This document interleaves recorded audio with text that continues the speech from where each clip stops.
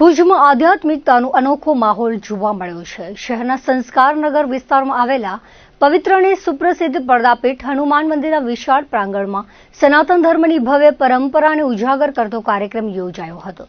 પ્રભુ શ્રીરામ પ્રત્યેની અતૂટ ભક્તિ અને હનુમાનજી દાદાની આરાધનાને સમર્પિત સંગીતમય સુંદરકાંડ પાઠનું સુંદર આયોજન કરવામાં આવ્યું હતું।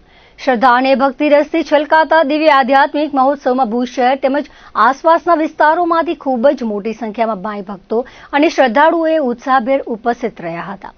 પરમ કૃપાળુ પરમાત્માની ભક્તિનો લાભો લીધો હતો। સમગ્ર વાતાવરણ રામ નામના મધુર ગુંજારવથી ગુંજી ઉઠ્યું હતું। ભક્તિસભર આયોજન દરમિયાન જાણીતા કલાકાર પ્રગતિબેન તથા વિપુલભાઈ મહેતાએ સંગીતના સુરો સાથે પોતાના સાથી વાદ્યવૃંદના સથવારે સુંદરકાંડ પાઠનું અત્યંત મધુર મનનીય અને ભાવસભર પ્રસ્તુતિકરણ કર્યું હતું। કલાકારોના કંઠે ગવાયેલા પદો અને વાદ્યવૃંદના સુમધુર સમન્વયના કારણે સમગ્ર વાતાવરણમાં એક અદ્ભુત દિવ્યતા વ્યાપી ગઈ હતી।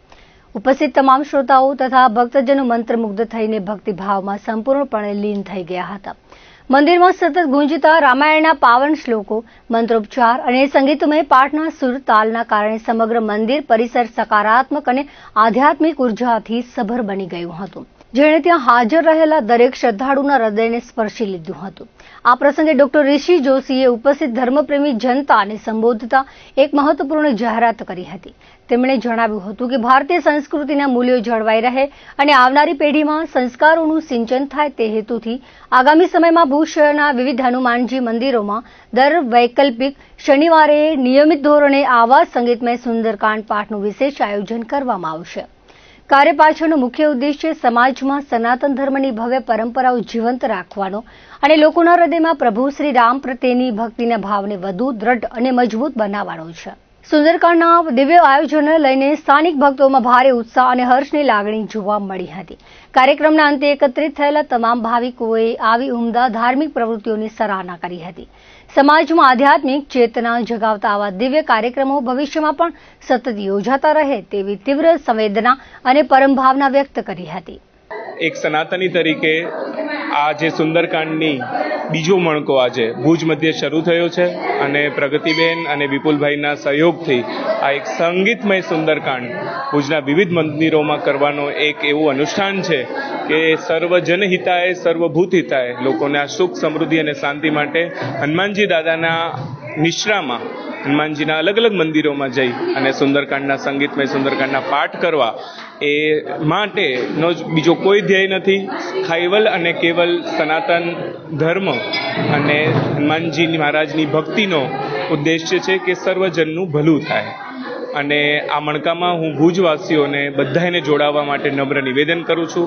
કોઈ નવા કલાકારો અને ગાયકો પણ આની અમારા ગ્રુપ સાથે જોડાઈ શકે છે અને સુંદરકાંડના પાઠ કરીએ। આપણે સુંદરકાંડનું પાઠ રાખેલ હતું અધિક માસ નિમિત્તે। સુંદરકાંડ પાઠ, હનુમાન ચાલીસા અને પ્રસાદ આ ભક્તો દ્વારા કરવામાં આવેલ છે।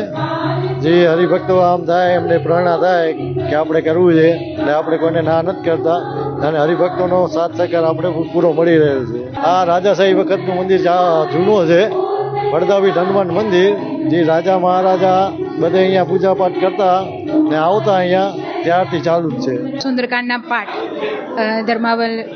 ધર્માવલંબન કરનાર સુંદરકાંડનો એક મણકો, જે આજે બીજો મણકો હતો, એ પડદાપીઠ હનુમાન મંદિરમાં કરવામાં આવ્યો।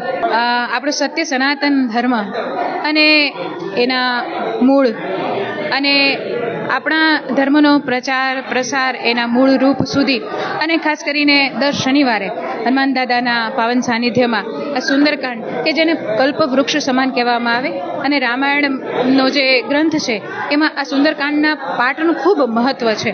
તો જો એના સમૂહ અનુષ્ઠાન કરવામાં આવે તો એના ફળ ખૂબ જ કહેવાય ને કે કલ્પનાથી પણ પરે મળે છે।